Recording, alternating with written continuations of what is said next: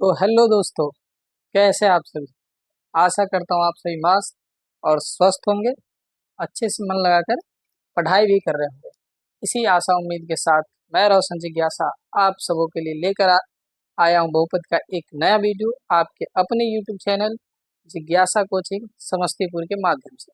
तो प्यारे बच्चों, जितने भी बच्चे नए होंगे शुरू से अंत तक वीडियो को देखिएगा। अगर अच्छा लगेगा तो एक लाइक ज़रूर कर दीजिएगा, अपने दोस्तों में शेयर भी कर दीजिएगा और अच्छा लगे वीडियो तो आगे और भी वीडियो पाने के लिए आप चैनल को सब्सक्राइब कर लीजिएगा।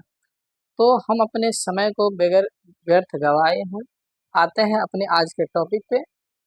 आज का हमारा टॉपिक है बहुपद का पहला एक्सरसाइज अर्थात प्रश्नावली 2.1 एक्सरसाइज 2.1। हम देखेंगे यहाँ पे कि एक्सरसाइज 2.1 में क्या क्या चीज़ पढ़ना है और उससे पहले क्या चीज़ पढ़ना है।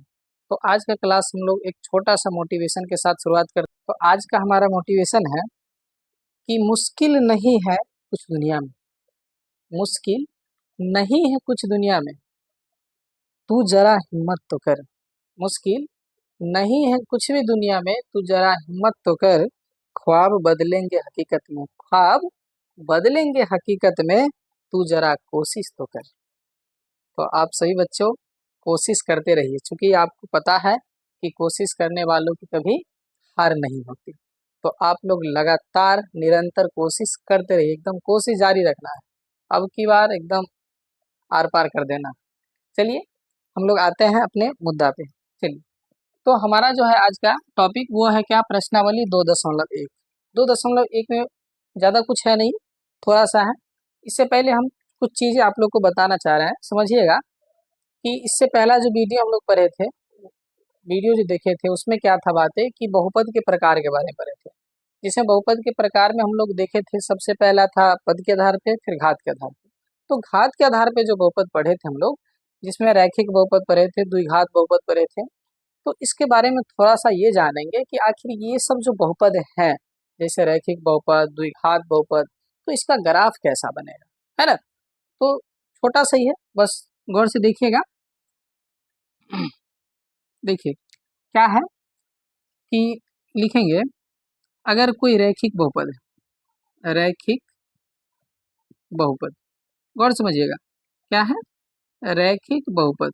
आपको पता होगा कि रैखिक बहुपद का मानक रूप ax+b होता है, नहीं।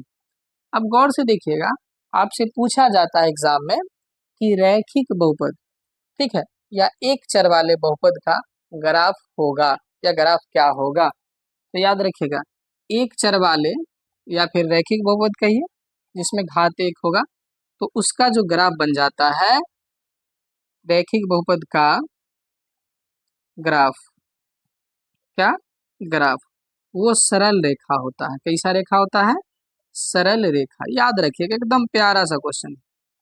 तो रैखिक बहुपद का जो ग्राफ कैसा बनेगा, तो सरल रेखा। अब सरल रेखा क्या होता है भाई, क्या सरल रेखा मतलब क्या सरल होगा, जी नहीं, बिल्कुल नहीं। सरल का मतलब होता है सीधा। सीधा नहीं हुआ क्या, चलिए कोई बात नहीं, आप लोग सीधा ही बनाइएगा, लाइन हमसे सीधा होता नहीं, टेढ़ा मेढ़ा हो ही जाता है। ये है आपका सरल रेखा, सरल रेखा, ठीक है। ये कौन सा रेखा है। अब कहिए कि सर ग्राफ पे इस सरल रेखा तो ऐसा वाला रेखा को तो एक्स अक्ष कहते हैं। तो आपका भी मानना बिल्कुल सही है, एकदम जायज। हमने ये कहा कि जैसे कि अगर कोई एक वाई अक्ष है और ये एक्स अक्ष है, ठीक है। अब अगर गौर से देखिएगा, अगर ये ऐसे बना तो सरल रेखा है, ऐसे बना तो भी सरल रेखा है, समझ में रहे ना। यानी सीधा रेखा कोई भी दिशा में आपको दिखेगा तो वो क्या है, सरल रेखा ही है। यानी कि रैखिक बहुपद का जो है ग्राफ वो कैसा बनेगा, सरल रेखा बनेगा, नहीं। अब जो है दूसरा द्विघात बहुपद आप लोग पढ़े होंगे, कौन सा बहुपद, द्विघात बहुपद, है ना, द्विघात बहुपद। तो द्विघात बहुपद का जो है ग्राफ कैसा होगा, द्विघात बहुपद, पूरा बात लिख देते हैं नहीं, का ग्राफ वो होता है परवलयाकार, यानी परवलय, परवलय, नीचे दिख रहा है ना, कोई दिक्कत नहीं ना, परवलय के आकार का, या सीधे परवलय के आकार, चलिए लिख ही देते हैं आकार। ठीक है, परवलय यानी कि पैराबोला। कट तो नहीं रहा है, देख लीजिएगा।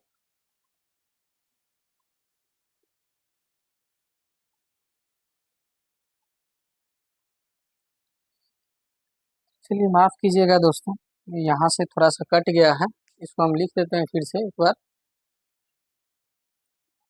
ठीक है, ऊपर ही लिख देते हैं इसको, नहीं चलिए इसको मिटा करके ऊपर ही लिख देते हैं। देखिए अब तो कोई दिक्कत नहीं है। द्विघात बहुपद का ग्राफ कैसा बनेगा, याद रखिएगा, ये क्वेश्चन आइए करता है बहु का ग्राफ बनेगा परवलय, परवलय आकार का। परवलय मतलब क्या, पैराबोला, अंग्रेजी में इसको पैराबोला कहते हैं। पैराबोला क्या होता है समझिएगा, जैसे देखे होंगे आप लोग कभी कभी, ये जैसे एक्स अक्ष है, ये वाई अक्ष है, ठीक है। अब इस प्रकार का जो आकृति आपको अगर देखने को मिलेगा, यही है पैराबोला। कभी कभी ये उल्टा होकर के भी मिलेगा, लटका हुआ इसे, ये लटकल है, ये देखिए एकदम, है ना। तो ये जो है यही है परवलय, क्या है, परवलय, यही क्या है, परवलय। ठीक है, तो आप गौर से ध्यान से देखिए, क्या है कि द्विघात बहुपद जो होगा उसका ग्राफ कैसा बनेगा, तो परवलय के आकार का। जो रैखिक बहुपद होगा उसका ग्राफ कैसा बनेगा, तो सरल रेखा बनेगा। ठीक है, तो एकदम ये आसान है, ये ऑब्जेक्टिव में प्रश्न आते हैं। आपसे पूछा जाए अगर, बताइए द्विघात बहुपद में उसका ग्राफ कैसा बनेगा, द्विघात बहुपद का क्या बताइएगा, परवलय के आकार का। रैखिक बहुपद का ग्राफ कैसा बनेगा, तो सरल रेखा। ठीक है, तो ये छोटी सी बातें थी ऑब्जेक्टिव के लिए जो हम लोग पूरा कर लिए। अब आते हैं अपने मुद्दा पे, नहीं चलिए इसको मिटा देते हैं जल्दी जल्दी।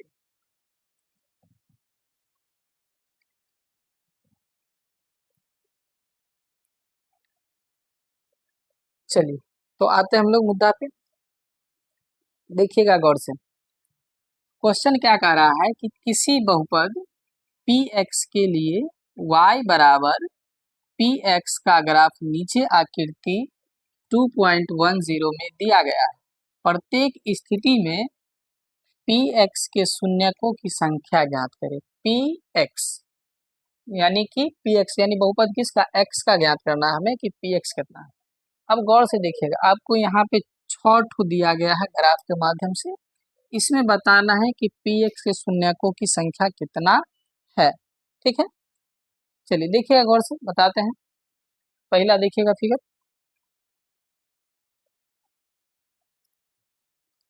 तो देखिए पहला फिगर क्या है, देख रहे हैं ये जो लेटी हुई रेखा है इसको एक्स अक्ष कहेंगे, जो खड़ी रेखा है इसको वाई अक्ष। अब गौर से देखिए कि ये जो ग्राफ पर जो रेखा है एक्स अक्ष पे कितना बार काटा है, कितना बार एक्स अक्ष पे काटा है क्या, नहीं काटा, ये रेखा नहीं काटा है।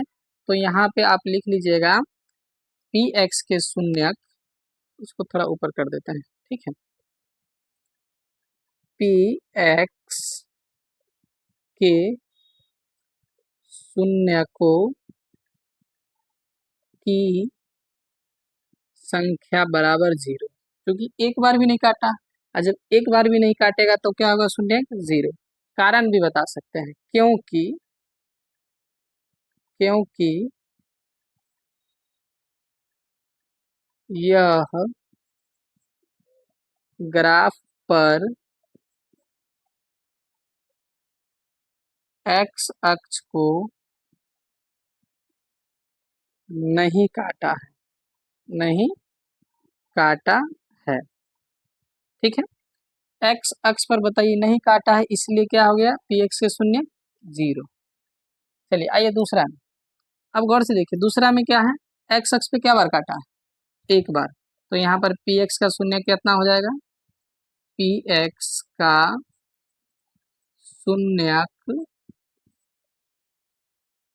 शून्यकों की संख्या, पी एक्स के शून्यकों की संख्या,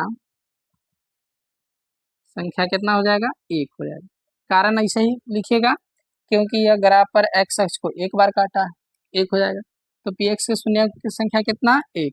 इसमें देखिए खुद से देखिए, बताइए एक्स अक्ष पे बताइए रेखा क्या बार काटा, देखिए गौर से गिनिए, एक बार यहाँ, दूसरी बार यहाँ और तीसरी बार यहाँ पे काटा।